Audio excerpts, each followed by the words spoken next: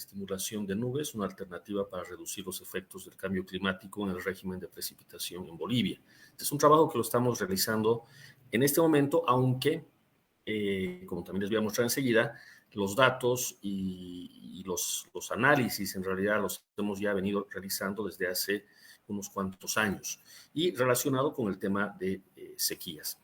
La unidad a la que yo pertenezco, de donde se ha generado esta investigación, es el Departamento de Física, como mencionaba hace un momento Fernanda, dentro de lo que denominamos el proyecto de modelación de variables climáticas. Entonces, de inicio, mostrarles el contenido. Voy a hablar un poco sobre el problema del cambio climático a escala global, ya que este es el origen de todo lo que más adelante estamos tratando de resolver o de mitigar, al menos parcialmente. Veremos luego el problema a escala regional, ya que si bien hay algunos patrones que se sigue a escala global, a escala regional, en algunos casos el problema es aún más crítico, en algunos casos no lo es tanto, entonces es importante hacer un análisis a una escala regional, a escala país o incluso a una escala más pequeña. Ahora, es bastante amplio el tema, por supuesto. Efectos del cambio climático se siente en inundaciones, lluvias más intensas de lo habitual, olas de calor, olas de frío, etcétera. En este caso, vamos a enfocarnos en lo que son las sequías, es decir, la ausencia de precipitación durante un largo periodo de tiempo. Y como consecuencia viene la solución que se está planteando ahora, que es la estimulación de nubes, también conocida como inducción de nubes, también conocida como el bombardeo de nubes, aunque ese no es un término técnico apropiado, pero seguramente alguno de ustedes lo ha escuchado así en algún otro momento. Y una aplicación que está en plena vigencia, al caso de Ansaldo. Ustedes conocen la población en el departamento de Cochabamba, para quienes no son del departamento o incluso del país, es una población que se encuentra aproximadamente a 3.000 metros de altura y que ha sido identificada como una población que tiene una vulnerabilidad más alta que el resto ante estos eventos de sequía. Entonces, en los siguientes minutos voy a hablar principalmente de esos puntos, empezando por el cambio climático a escala global. La base para poder hablar de esto de forma técnica es el reporte del IPCC. El IPCC es el panel intergubernamental sobre el cambio climático, que regularmente va actualizando la información técnica. En este caso, la más reciente data del 2021. Pueden ver en pantalla la portada de este documento. Este documento viene en una versión resumida para los tomadores de decisiones, gobiernos, políticos, etcétera, y una versión ampliada para los técnicos. Resume básicamente los trabajos de investigación que se han hecho en cambio climático a nivel mundial, ¿ya? Entonces, es nuestro punto de partida. Son datos validados, ¿no? Técnicos. Aquí no hay ningún sesgo ni político, ni ideológico, ni filosófico, ni nada, sino simplemente son datos científicos, datos que se han medido. Una primera gráfica que seguramente la han visto muchos de ustedes y muchas veces es esta que tengo a la derecha, en donde se puede ver cómo ha ido aumentando la temperatura superficial del planeta con el paso de los años. Acá se tiene una gráfica desde 1850 hasta el 2020, en donde se puede notar durante más de 100 años un comportamiento cíclico, ¿sí? Pero manteniendo un promedio bastante estable.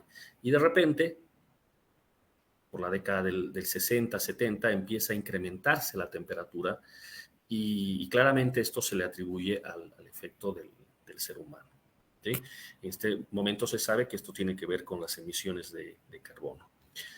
Una de las conclusiones del IPCC del 2021 es que no hay una sola región habitada en el planeta que no se haya visto afectada por el cambio climático. O sea, ya no es una mera especulación o una proyección de lo que podría ocurrir, sino es algo que ya se ha podido medir, en algunos casos con mayor precisión que en otros, pero como pueden ver en esta figura, todo el planeta habitable siente los efectos del cambio climático. Si es que logran distinguir la silueta de los continentes, ¿no? Más o menos, seguramente con un poco de imaginación pueden distinguir en esta figura, pero básicamente lo que quiere decir es que todos los sitios habitables del planeta ya han reportado efectos del cambio climático. Por ejemplo, la precipitación, que es una variable que nos interesa mucho, se ha hecho más intensa. Hay reportes de precipitaciones en mayor cantidad, pero en menor tiempo, es decir, mayor intensidad. Y eso obviamente tiene repercusiones negativas. Eso es lo que se ha medido. Ahora, lo que se proyecta, la situación un poco complicada, incluso en la línea en color negro corresponde a todo lo que se ha medido hasta el presente, vamos a decir, y el resto, las otras curvas, son proyecciones que, como pueden ver, llegan hasta el 2100. Esto se hace perfectamente con modelos numéricos. En otro momento también podríamos conversar un poco sobre ese punto, pero básicamente se hacen modelaciones numéricas de clima y se puede proyectar el clima a tan larga data como el 2100, imagínense el final de este siglo. Y claro, hay distintos escenarios, desde los más optimistas hasta los más pesimistas en cuanto a la reducción de emisiones de carbono. Si en este momento se redujeran las emisiones, tendríamos un escenario optimista. Aún en ese escenario la temperatura seguiría aumentando. Como ustedes notarán en esta figura, tenemos en la ordenada el incremento en la temperatura comparado con la línea base histórica, y vean que cuando menos 1 grado Celsius y fracción está garantizado por los cálculos que va a incrementar la temperatura hacia el final de este siglo. Eso ya a estas alturas parece irreversible, pero este es el escenario más optimista, este que está marcado en celeste con el 1.9. Si ustedes ven la curva que está en rojo arriba, la que está marcada con el 8.5, es un escenario mucho más pesimista, donde la temperatura global del planeta podría llegar incluso a aumentar a unos 5 grados Celsius. Las consecuencias serían terribles. Si ya con este incremento de 1 punto algo de grados ya se notan las consecuencias, imagínense lo que podría ser.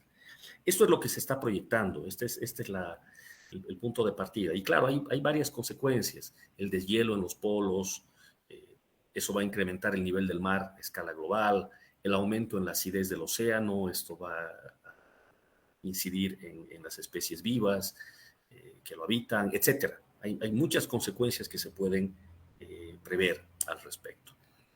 Todo parte del hecho de que la temperatura está en aumento.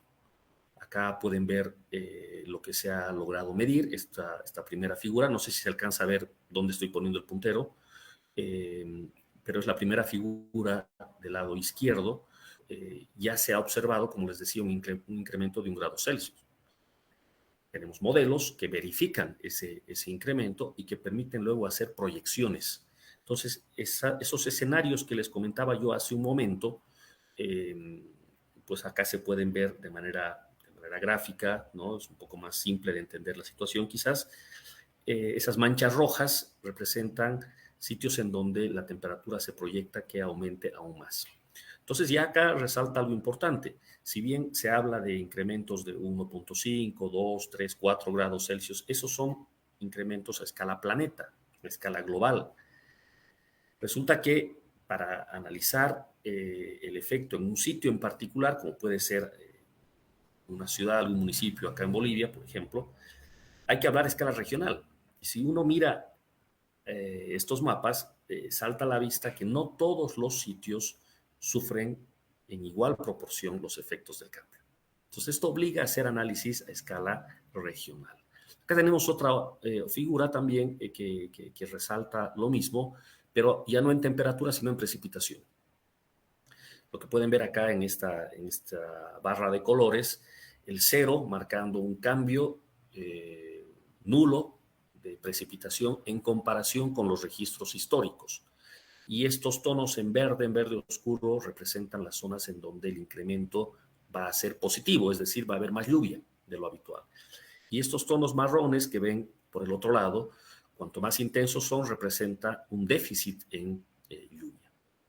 Entonces, como pueden ver, no se puede hablar en cuanto a precipitación de que va a haber más lluvia necesariamente, sino que a escala regional van a haber sitios en donde la lluvia se va a incrementar y otros sitios en donde la lluvia más bien va a desaparecer o va a reducirse en todo caso.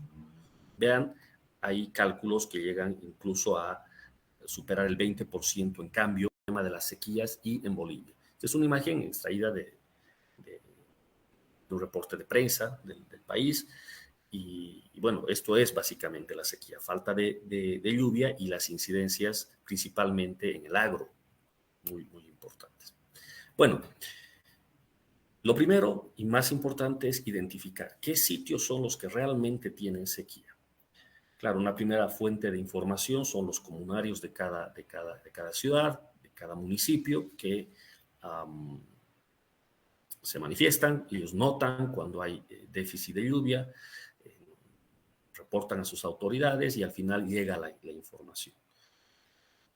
Pero es importante medir a partir de datos tomados en tierra, hacer análisis, hacer estadísticas, hacer modelaciones que permitan cuantificar el daño y poder discriminar en qué sitios el daño es mayor, en qué sitios no lo es tanto. Entonces, un trabajo que hemos realizado el 2020 y lo hemos revisado hace poco en el proyecto que les mencioné en el Departamento de Física. Bueno, en su momento fue auxiliar de investigación, ahora ya es un colega físico, Javier Terrazas, y mi persona, la caracterización estadística del riesgo de episodios de sequía en Bolivia, a partir de datos in situ.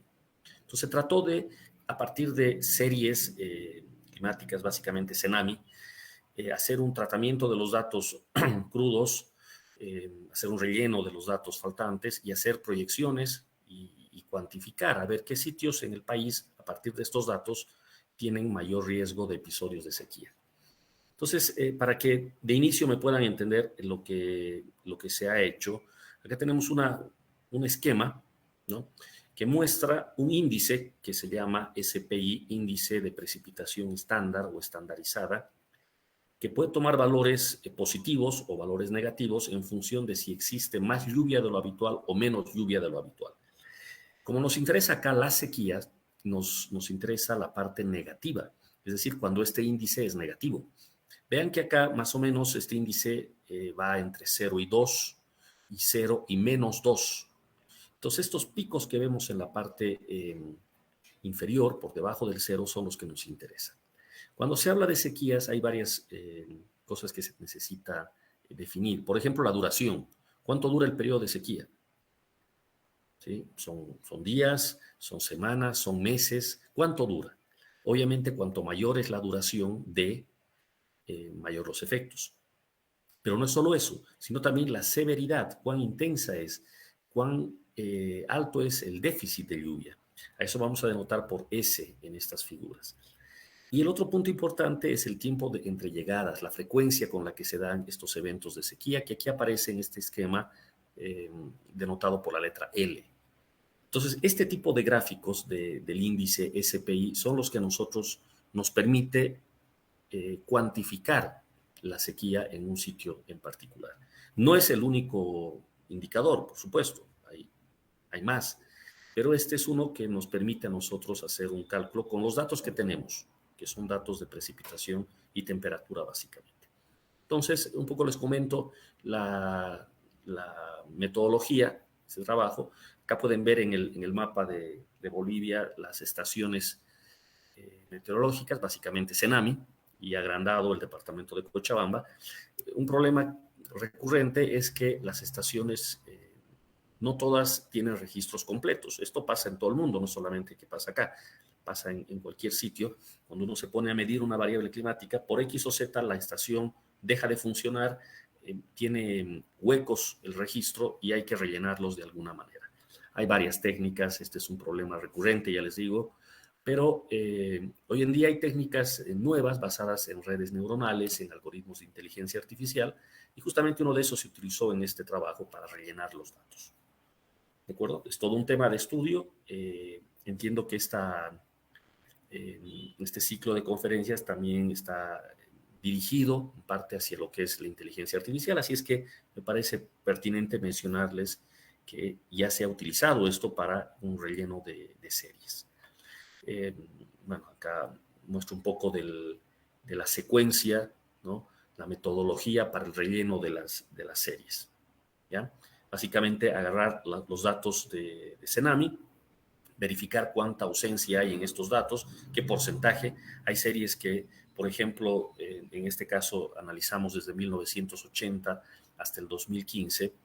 En todos esos años hay series que tienen apenas 2 o 3 o 4 años de ausencias. Entonces eso se puede subsanar. Pero hay otras series que están al revés, tienen apenas 5 o 6 años de registro y el resto ausencias. Entonces esas son series que ya no se las puede salvar con ninguna metodología. Entonces se ha seguido un procedimiento basado en redes neuronales.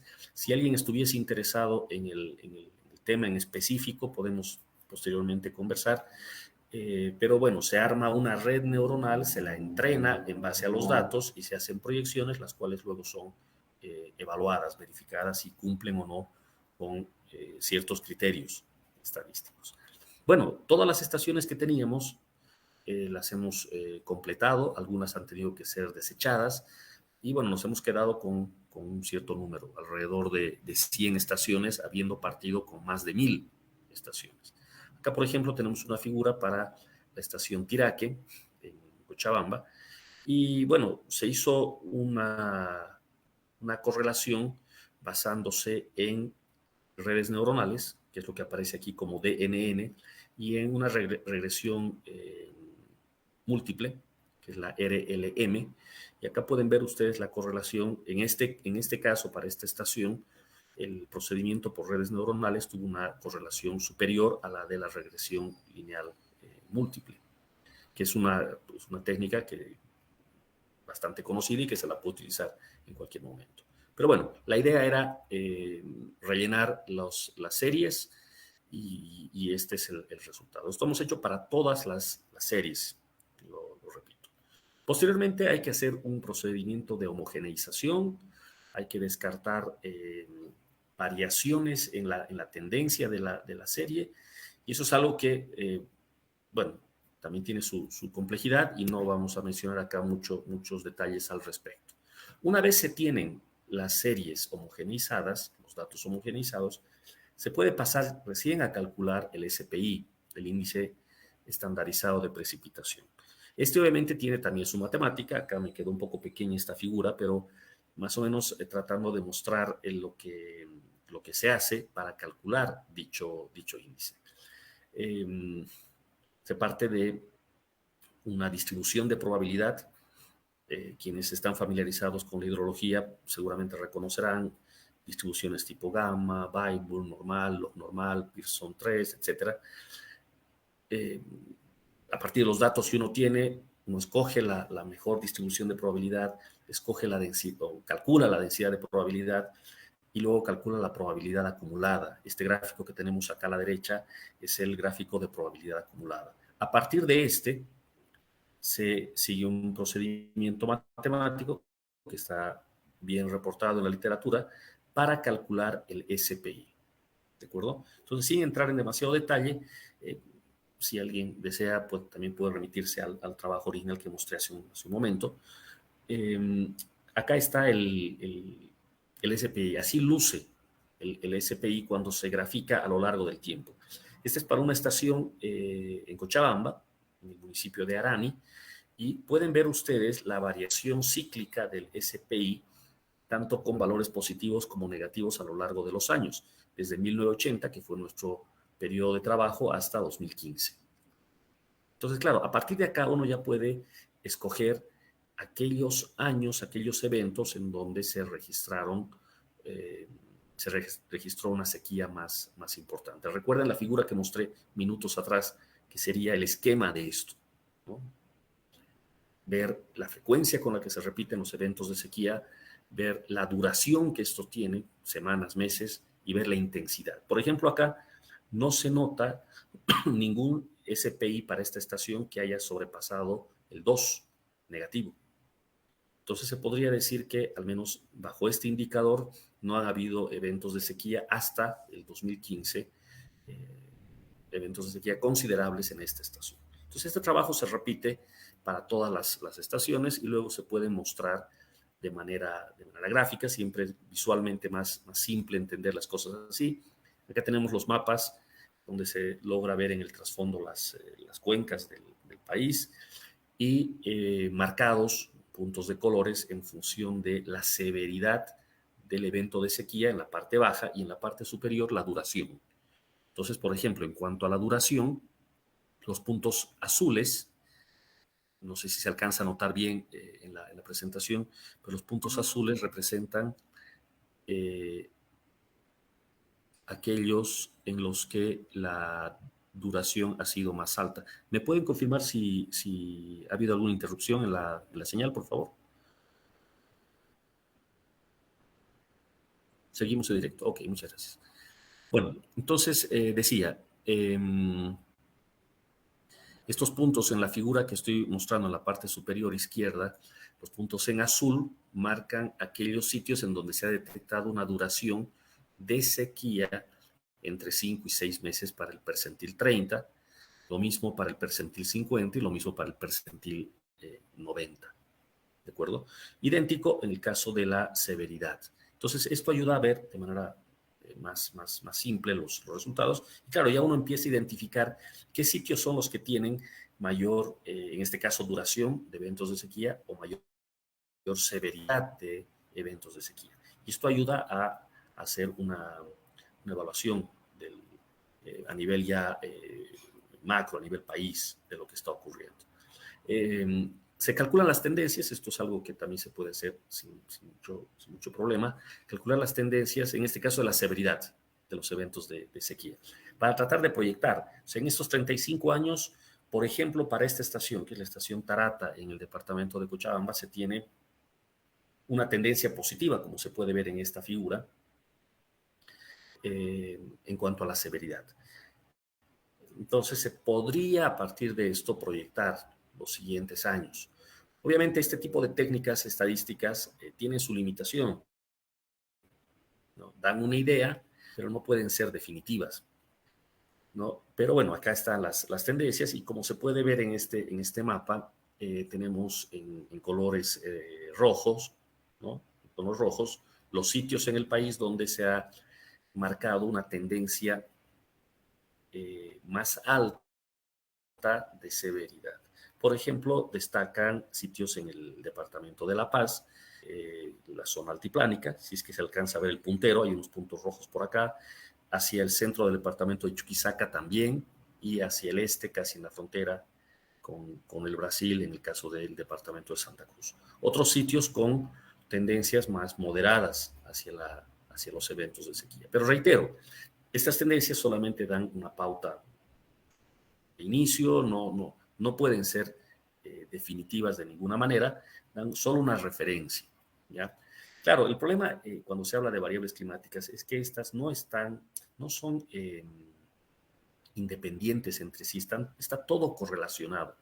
Entonces, hoy en día en estadística referida a variables climáticas, se está hablando mucho de las cópulas estadísticas, es decir, de hacer cálculos de probabilidad, pero tomando no una sola variable, sino dos o tres, para ir viendo la probabilidad conjunta. Por ejemplo, acá, ¿qué probabilidad conjunta de sequía y de duración, por ejemplo?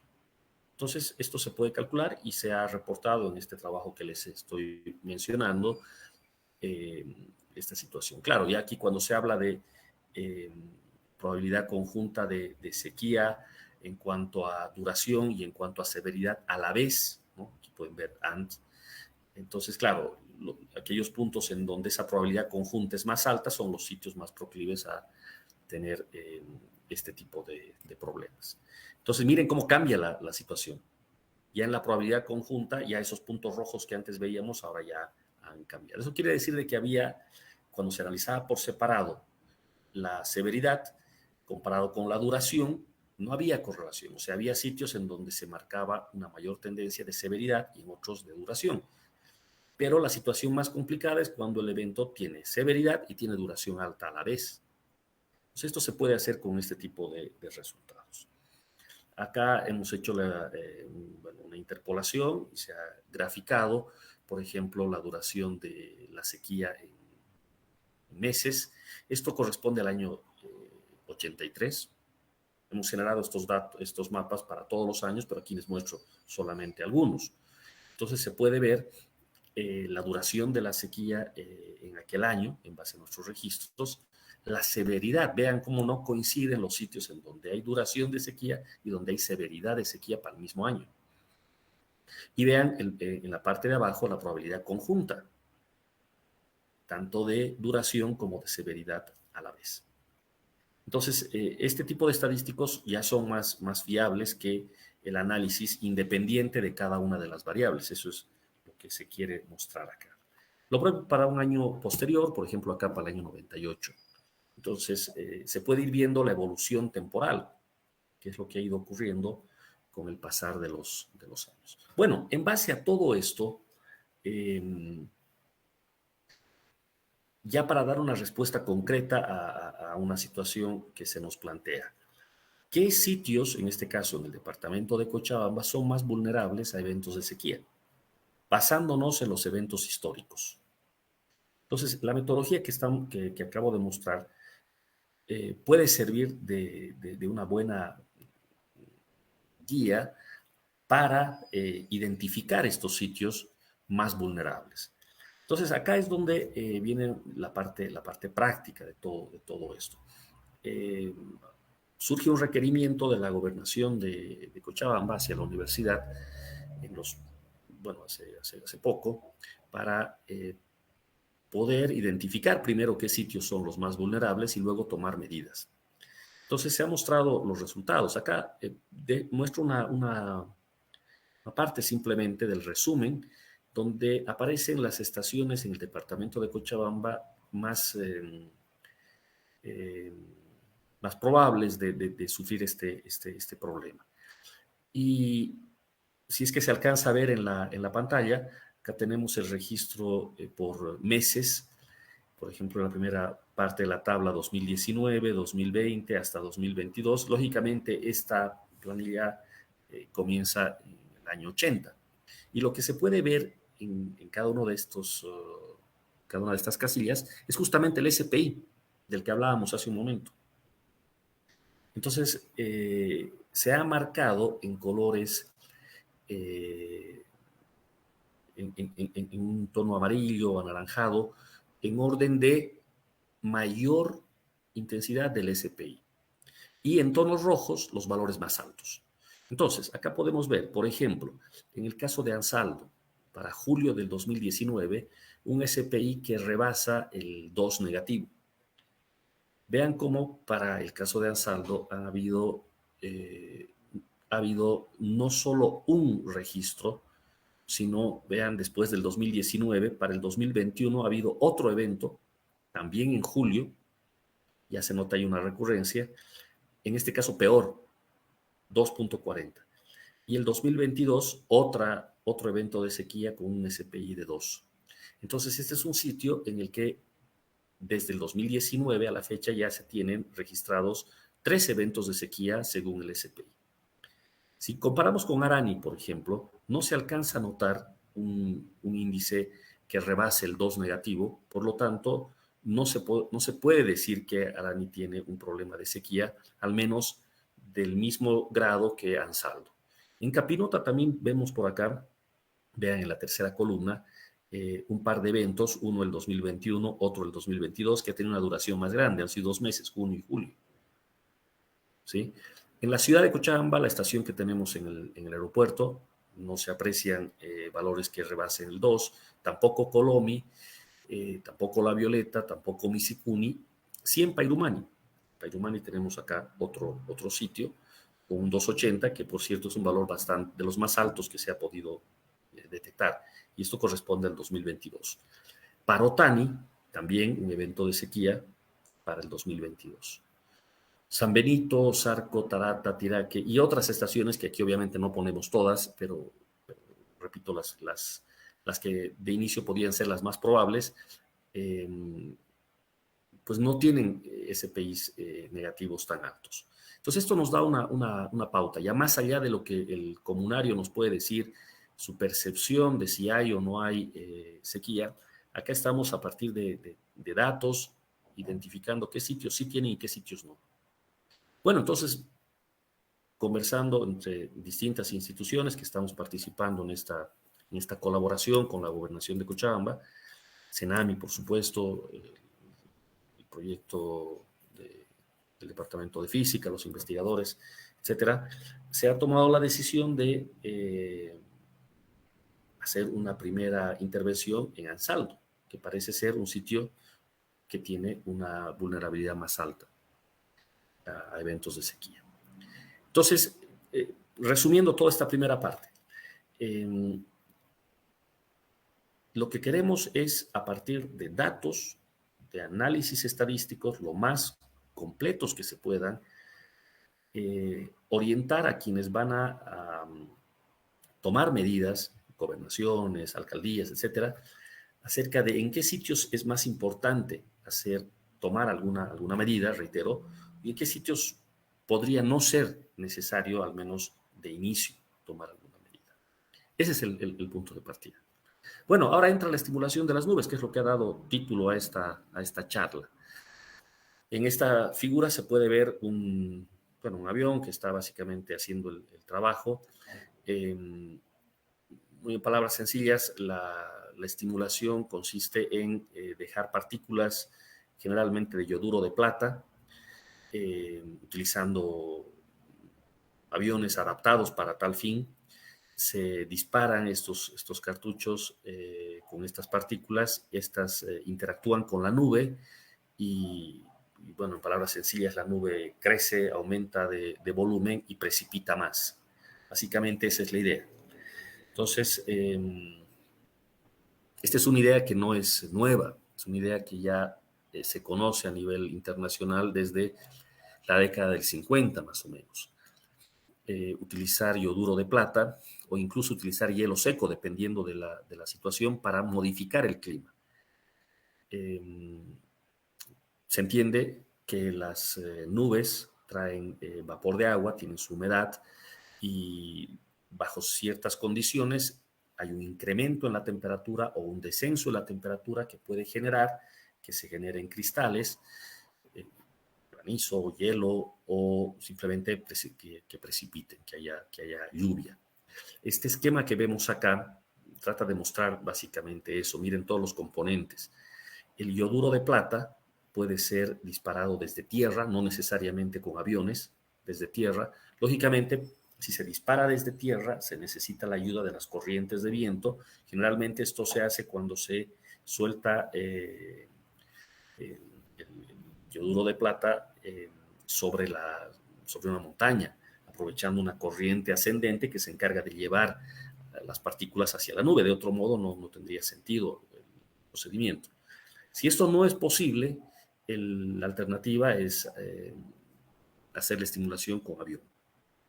Entonces, básicamente se adapta a un avión que va a sobrevolar las nubes. En algunos casos va a tener que atravesarlas, ¿sí? Y bueno, se sueltan las partículas. Reitero, se ha visto que el yoduro de plata es la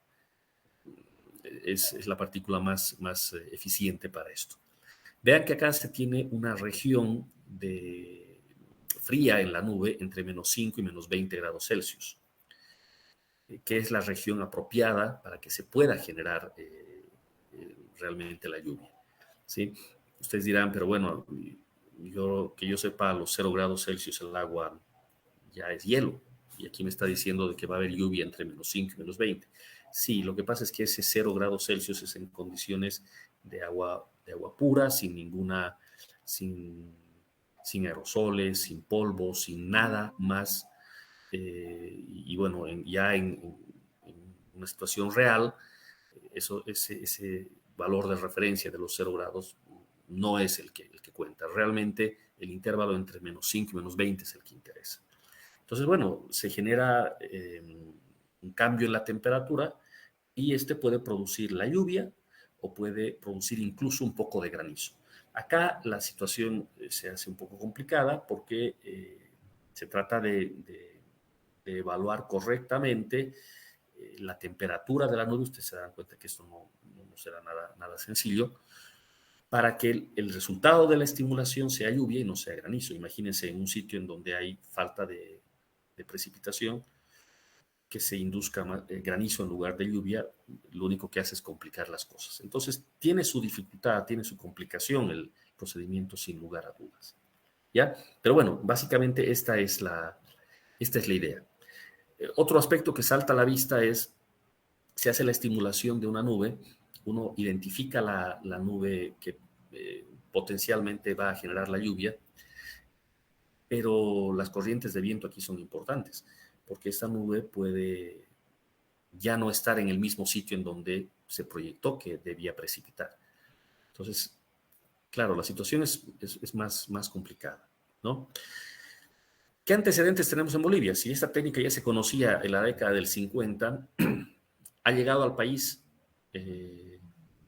este procedimiento? Pues sí, ha llegado, pero hace no mucho. Acá tropezamos con algunas dificultades en cuanto a registros. Es más la información que de manera verbal nos presta quienes han participado en estas experiencias previas en el país, pero no se tienen registros. Eso es algo que nos complica de partida el trabajo. Pero sí se sabe que en La Paz, departamento, en Chuquisaca y en Potosí se han hecho entre el 2015 y el 2019 estimulación de nubes. ¿Sí? Reitero, el tema es que no se tiene la certeza de cuán eficiente ha sido porque no se ha medido. ¿Qué habría que medir? Habría que medir cuánto ha precipitado tras el proceso de estimulación y cuánto hubiese precipitado sin la ayuda de la estimulación, para poder tener un porcentaje. Basándonos en registros de otros países, este procedimiento genera una eficiencia entre el 5 y el 30% de incremento en la precipitación.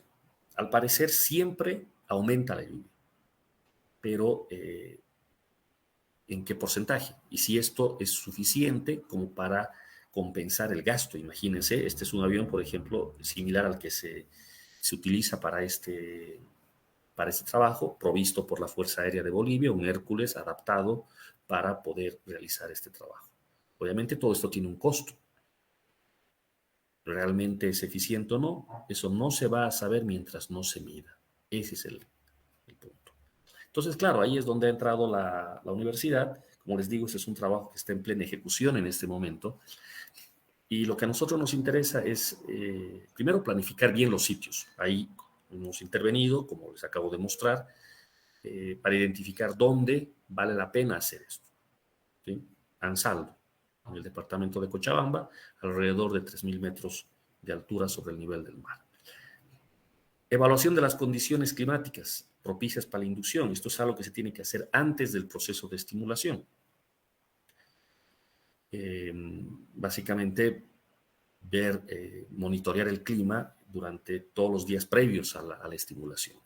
Durante el procedimiento se necesita medir la precipitación lo más que se pueda, en la mayor cantidad de sitios que se pueda. Esto obliga a instrumentar el área de estudio. En el caso de la universidad, se han llevado estaciones climáticas que ya están trabajando en Ansaldo y están monitoreando desde hace ya un tiempo el régimen de lluvia. ¿Sí? A la fecha no se ha hecho todavía la estimulación. Esto es algo que se va a hacer en los siguientes días, semanas a lo mucho.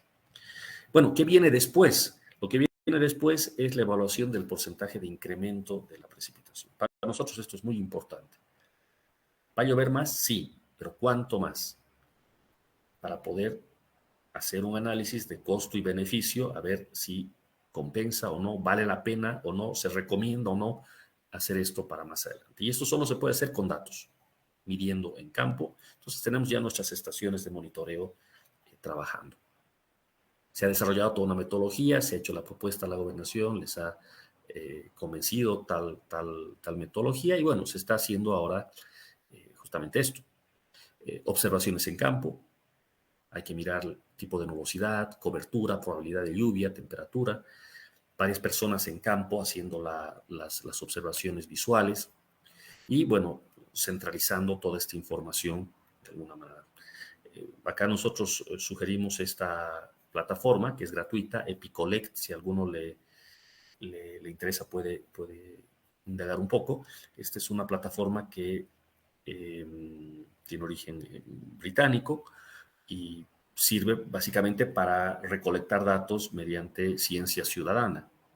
Cualquier tipo de dato, en cualquier circunstancia, y la persona común puede ir aportando con sus datos. Entonces, lo que queremos es no solo tener técnicos que estén mirando, sino también gente del lugar, comunarios, que nos puede ayudar con sus observaciones de la nubosidad, de la probabilidad de la lluvia en sí mismo, etc. Entonces vean cómo está más, es más amplia la metodología, más compleja. Por supuesto, del lado formal hay que mirar imágenes satelitales, hay que mirar los modelos numéricos de clima para ver cuál es el movimiento de las nubes y si vale la pena abordar a una o a otra, la probabilidad de lluvia, etc. ¿Cómo escoger a la nube? Bueno, ahí el punto más importante, la hora y el lugar. Básicamente el avión está esperando en el aeropuerto la señal, se le da la señal y en cuestión de unos 30, 40 minutos ya está sobre el sitio sobrevolando y va a disparar en las coordenadas que se le indique. El tema es escoger adecuadamente esta nube. Lo que se busca es una que tenga una probabilidad de lluvia entre 30 y 70%. Claro, porque si de por sí no hay probabilidad de lluvia, ni con todo el yoduro de plata que se pueda soltar va a haber lluvia. Mínimo tiene que haber un 30% de probabilidad. Y si hay más del 70% de probabilidad, tampoco tiene sentido hacer esto, porque de todas maneras va a llover. Entonces, el criterio es escoger aquella nube entre 30 y 70%. Bueno, esto es más fácil decirlo que calcularlo. Entonces, ese es uno de los retos importantes acá. El otro punto, como dije hace un momento, el tema del viento. Si el viento es favorable o no, si hace que la nube permanezca en el sitio que nos interesa o vamos a estimular en Ansaldo y nos va a llover en Clisa o en algún otro sitio. Obviamente eso no sería eficiente. Y una vez se ha hecho todo esto, se da la señal y la aeronave hace su trabajo, que básicamente es sobrevolar la nube, soltar las partículas de yoduro de plata y esperar. ¿Qué se sabe sobre esto? Pues que la precipitación se da entre 15 a 30 minutos después de haber soltado las partículas de yoduro de plata. Es decir, es inmediato. Por lo tanto, ya todo el mundo tiene que estar esperando en tierra con los instrumentos de medición para poder medir en campo. Estaciones meteorológicas en el sitio, se cuenta una con Cenami, pero como les digo, se necesitan más y se ha dispuesto estaciones por parte de la universidad. Y el propio Cenami también ha traído nuevas estaciones que temporalmente están haciendo el registro. Todas estaciones automáticas.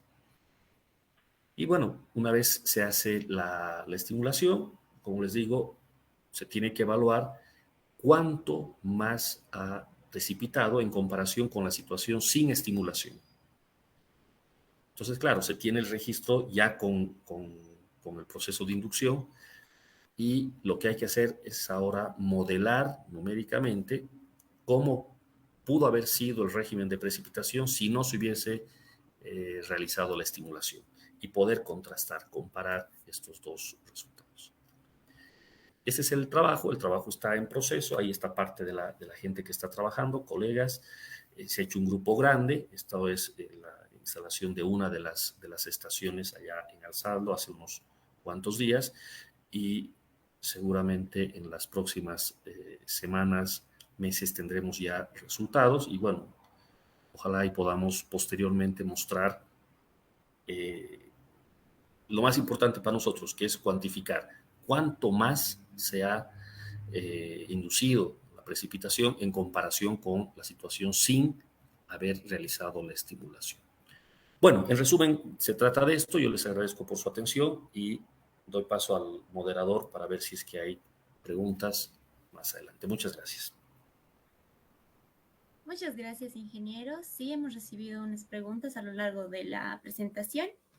Paso a leerle alguna de ellas.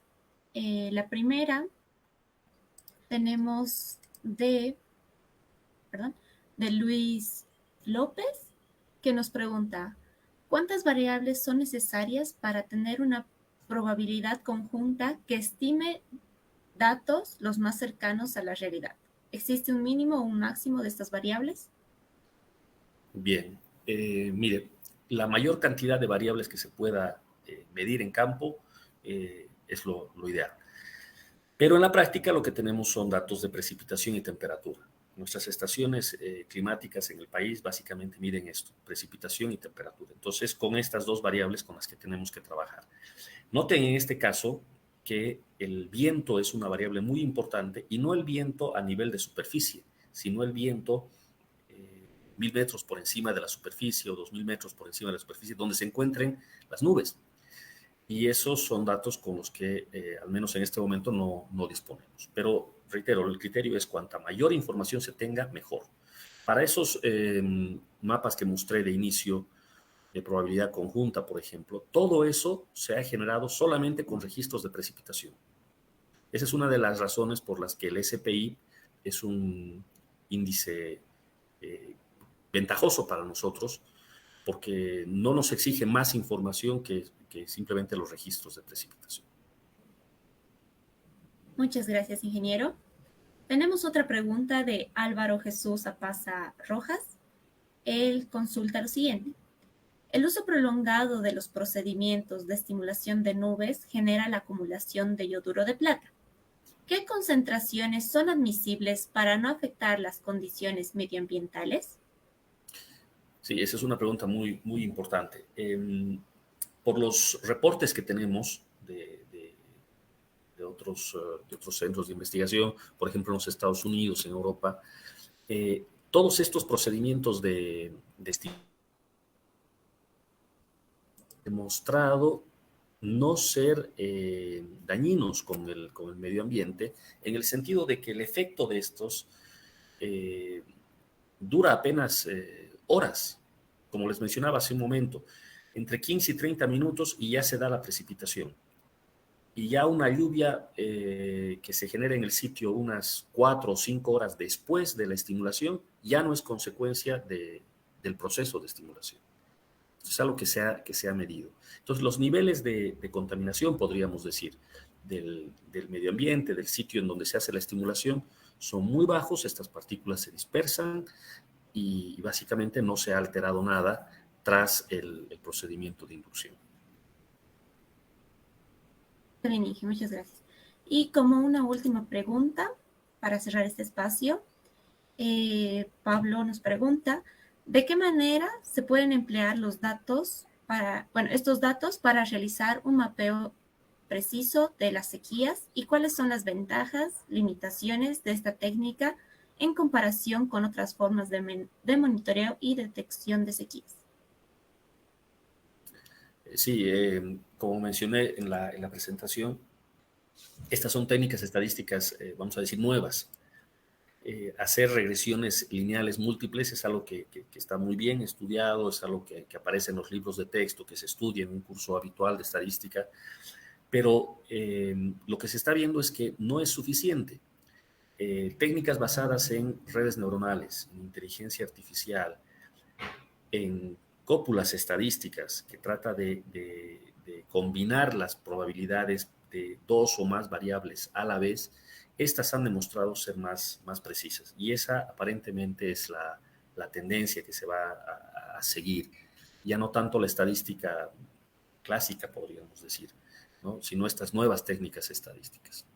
Y el otro punto importante son los modelos numéricos, que no se los puede dejar de lado porque los modelos numéricos, ahora que la capacidad computacional ha crecido tanto, por ejemplo, en la OMS tenemos ahora un clúster computacional que nos permite hacer corridas que antes era imposible, básicamente.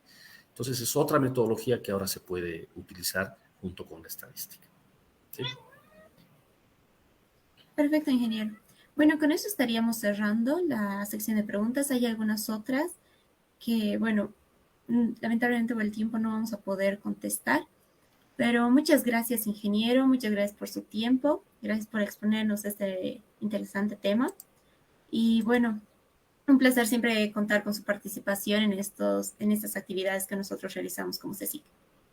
Bueno, nuevamente muchas gracias, Fernando, y por intermedio tuyo a todos los organizadores por la iniciativa y bueno, con mucho gusto en futuras ocasiones podemos conversar sobre lo que se está trabajando en cuanto a investigación en la facultad. Muchas gracias, ingeniero. Hasta luego. Gracias, hasta luego.